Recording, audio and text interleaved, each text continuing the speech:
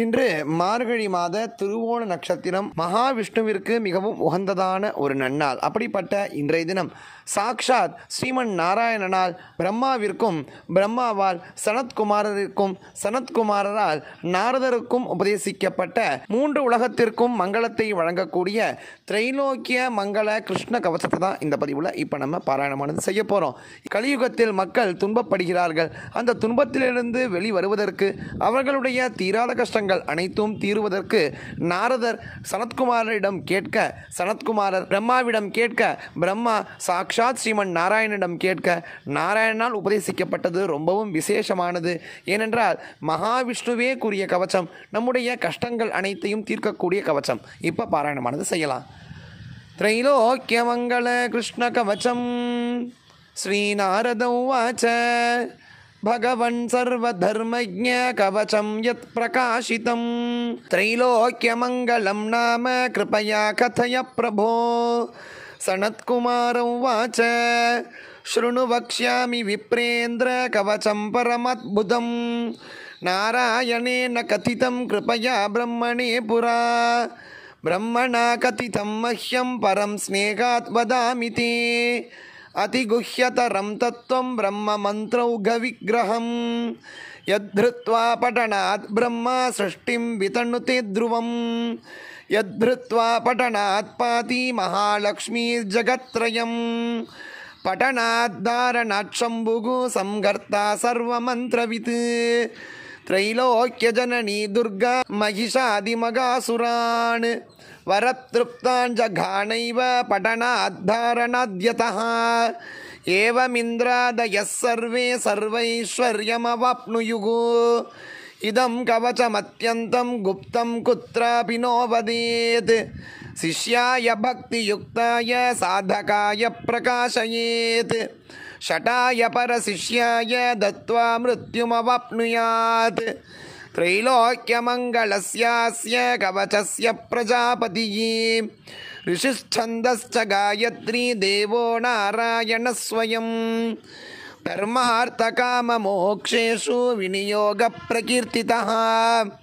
प्रणवो मे शिरः पातु नमो नारायणाय च फालं मेनेत्रयुगलम् अष्टार्णो भुक्तिमुक्तितः.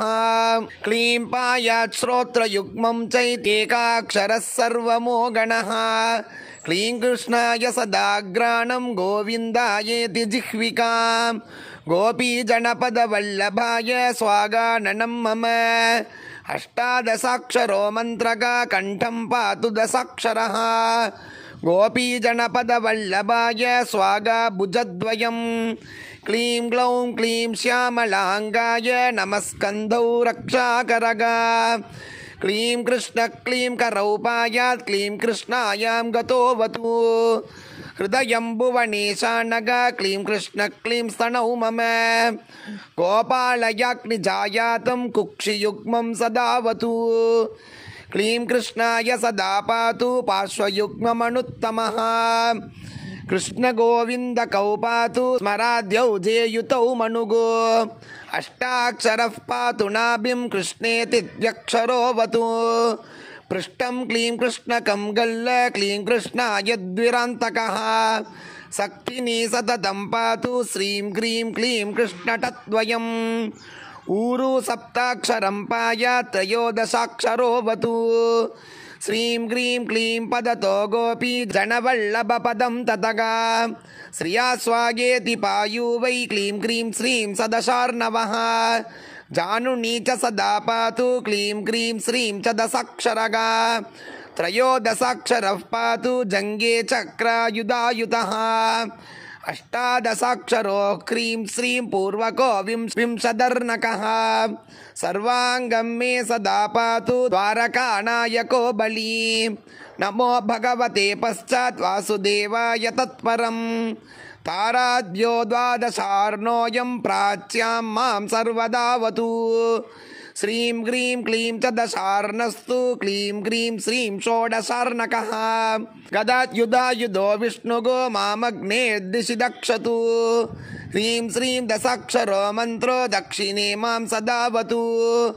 तारो नमो भगवते रुक्मिणी वल्लभाय च स्वागेति षोडशार्णोऽयं नैऋत्यां दिशि रक्षतु क्लीं ऋषिकेशवंशाय नमो मां वारुणोऽवतु अष्टादशार्णः कामान्तो वायव्ये मां सदावतु श्रीं माया कामतृष्णाय गोविन्दाय द्विको मनुगो द्वादशार्णात्मको विष्णुगो उत्तरे मां सदावतु वाग्भवं कामकृष्णाय ह्रीं गोविन्दाय तत्परं श्रीं गोपीजनवल्लभाय स्वागा अस्तौ ततः परं द्वाविंशत्यक्षरो मन्त्रो मामैशान्ये सदावतु कालीयस्य फणामध्ये दिव्यं नृत्यं करोति तं नमामि देवकी पुत्रं नृत्यराजानमच्युतं द्वात्रिंशत्यक्षरो मन्त्रोऽपि अधो मां सर्वदावतु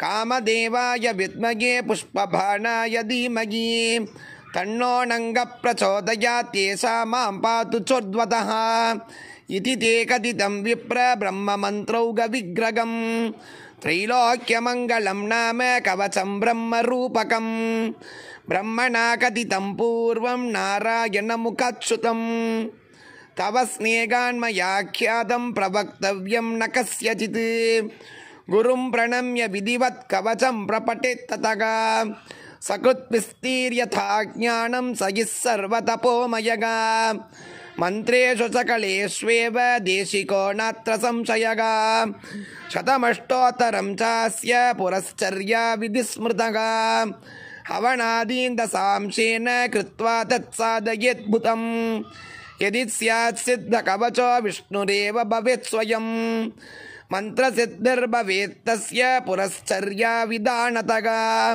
स्पर्धामुद्धूय सततं लक्ष्मीर्वाणी वसेत्ततः पुष्पाञ्जल्यष्टकं दत्त्वा मूलेनैव पठेत् सकृत् दशवर्षसहस्राणि पूजायाः फलमाप्नुयात् ऊर्जे विलिख्य गुलिकां स्वर्णस्तां धारयेत् यदि कण्ठे वा दक्षिणे भागौ सोऽपि विष्णुर्न संशयः अश्वमेधसहस्राणि वाजपेयशतानि च मगादानानि यान्येव प्रादक्षिण्यं भुवस्तथा कलाम्नार्गन्ति तान्येव सकृत् उच्चारणत्ततः कवचस्य प्रसादेन जीवन्मुक्तो भवेन्नरः त्रैलोक्यं क्षोभयत्येव त्रैलोक्यविजयी सही इदं कवचमज्ञात्वा यजेद्यः पुरुषोत्तमं शतलक्षप्रजप्तोऽपि मन्त्रस्तस्य सिद्ध्यति इति श्रीनारदपाञ्चरात्रे ज्ञानामृतसागरे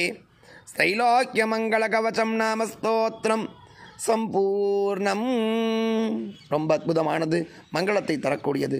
தெரியாத பேருக்கு பகிருங்கள், அவர்களும் பயனட்டும் கூறி நாளைக்கு நம்பியோட சந்திக்கலாம். ஜெய ஜெயசங்கர, ஹர ஹர சங்கர, மகாபிரிவா போற்றி.